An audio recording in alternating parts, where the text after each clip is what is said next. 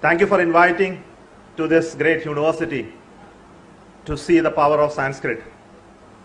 Sanskrit is one of the oldest languages in the world with a rich repertoire of knowledge in the domain of poetry, logic, grammar, philosophy, aesthetics, science, technology, mathematics, and other allied subjects. And contributions in the area of all this which I mentioned has made extensive imprints in the minds of all those who have gone through this and realized the Indian scholars who have made it so popular that it survives even today. Maharshi Panini Sanskrit Evam Vedic Vishwavidyalaya was established precisely for the promotion of the Sanskrit language in 2008 by the government of Madhya Pradesh. Though the motto of the university is to promotion and proliferation of the Sanskrit language and literature, and it is take appropriate measures to promote interdisciplinary studies, innovative research in this university. India surely so it enjoys a place and pride in the cradle of the abiding world of cultures and civilizations. Its ancient literature, mostly rendered in Sanskrit, is extremely rich in its original philosophical thought. It's equally opulent in scientific inquiry. Today, your Honorable Vice Chancellor has just declared Sanskrit as a language for science. To be precise, ancient India as a knowledge society in the area of various aspects, which includes intellectual pursuit in the areas of mathematics, medicine, metaphysics, astronomy, and the Sanskrit Shastric literature has been very copious repository of scientific and technological studies since the Vedic times. A notable feature of the scientific temper of these days was integration with the spiritual and the cultural aspect of life. So there were no separation between culture, spiritual studies, as well as scientific studies. So you can see them all merged in one in the poetic language that has been spread through the Sanskrit literature that's available. So it was for a noble cause of the human happiness. So in the modern science world, I think we can understand that all these are created out of those thought process that existed thousands of years back. If you look through the journey of our Indian culture, you can see that imprints of the contribution of scientists of those times that was expressed in the language of Sanskrit through ages. In any area, astrology, astronomy, mineralogy, atmospheric sciences, biological sciences, medicine, physics, chemical sciences, aeronautical sciences, in which I am connected in some way. So, only point is that though this knowledge has been there, it is not fully exploited to an extent, or is not fully researched. And I am very sure that the action that you are taking today to invite people like me to talk about science and Sanskrit will help you to take a next step in showing that this language can easily be used for conveying scientific thought and the process of science in that beautiful language. I think that's the next step that we need to take.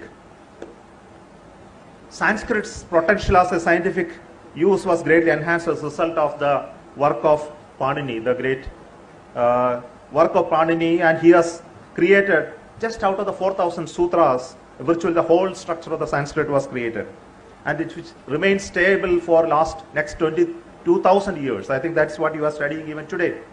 And this is the structure of the language that gives us such a high value today, that look at from the scientific point of view, that it is created out of logic and structure. Many other languages don't have that capability. I come from a domain of science and technology. I am a rocket scientist. I have been building rockets. So when I look at this journey of language in Sanskrit and the rocket science, the aeronautics that connects them, I'm really fascinated many a times by the work of great scholars and that they have created such great books. The very first book which I come across in Sanskrit, which talks about the domain which I am familiar with, is the Surya Siddhanta. Many of you would have known about this book. And this is the book specifically talks about the solar system, the sun, the planets, and how the planets move around the sun, the periodicity of this movement, the time scales which are involved, the size of this, the whole structure, even the size of the earth. Even to think that your earth is a sphere, it has a diameter, it has a circumference. I think all these thoughts that happened there that time, it didn't stay here. It traveled all the way through the Arabic travelers. It went to Europe, and thousands of years later, the knowledge came back to us in the form of discovery by the great scientists of the Western world. Though it was all found out here, it was written down in this language, and today we know that it has been created. Varaha Mihira, through his Panchasiddhanta, we know much about it today.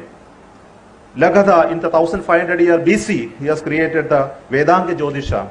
Aryabhata's work 1, Varaha Mihira's works, Bhaskara 1 and 2. Brahmagupta, it created the Brahmasputa Siddhanta, again a scientific work. Parameshwara and many others in Kerala, where I am coming from, wrote the Gola Deepika, which is again a very interesting book on astronomy. You know that many of the literature written in terms of the ideas like zero. If you subtract 1 from the 1, you get 0, shunya, the concept of shunya. And equally important is the concept of infinity. I think both of these are the findings of those great rishis, expressed in very beautiful poetic ways. Even you know the algebra, the concept, the mathematical concepts called algebra, the square root of numbers, very precisely expressed. Even Bodhayana equated to Pythagoras theorem. You know, Bodhayana was living in during 800 BC. Pythagoras came much later. And he expressed that for a right angle triangle, how the connections between sides are expressed beautifully in the concept of areas. Though he was not talking about square, but he was talking about areas. It's exactly the same theorem of Pythagoras, expressed in beautifully in Sanskrit in 2 sentences. You can read that and understand the beauty of it. Many other concepts, like the concept of Vimana, architecture, the construction technologies, the concept of time, which is beautifully expressed in many, many literature, the structure of the universe and how it evolves and grows bigger and bigger with the time, metallurgy and manufacturing, chemical technologies, medicines, treatment, languages, the structure of the grammar, shastras like Nyaya, law, Sangeet, Tala, spirituality, philosophy, yoga, temple, astrology, and all of this were expressed beautifully in the language of Sanskrit.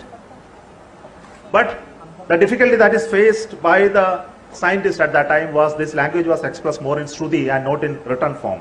And because of this Shruti nature of learning and teaching, the Sanskrit attained a beautiful nature that it is very easy to listen and by heart it, unlike many other languages. And that's why it survived. And today you don't need it. Today you can write it and express it. You don't need that Shruti's structure, which is the beauty of this language. It's a rule-based, formula-based and logical syntax. For people like us who are engineers, scientists, like it very much. Any language which is rule-based, syntax-based is something that suits into computer languages. And you know, computer people who are especially working in the artificial intelligence, machine learning, they like Sanskrit. And there is a lot of research being done how Sanskrit can be used for bringing into computation, natural language processing.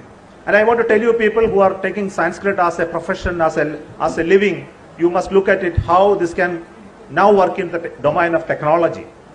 And it is not the old literature and science that we must propagate. It is more importantly how we can use Sanskrit, the language, for conveying the messages of modern technology and science. Then only it will survive. It must become the language of the spoken and the language of the top people who will be able to communicate in this language.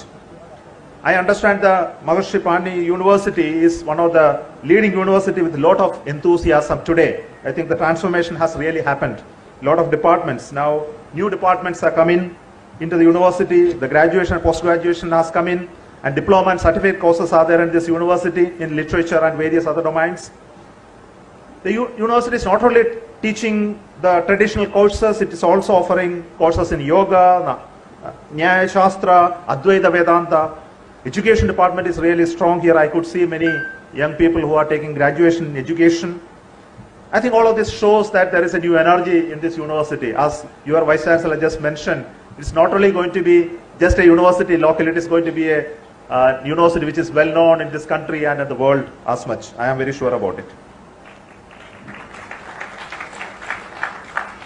And the support that this university is getting from the government, the Honorable Minister, the Chief Minister and the entire government to create its new infrastructure, new courses, and make you to grow in size and prominence, I think is really most welcome. Thank you so much for the encouragement that you are giving to this university.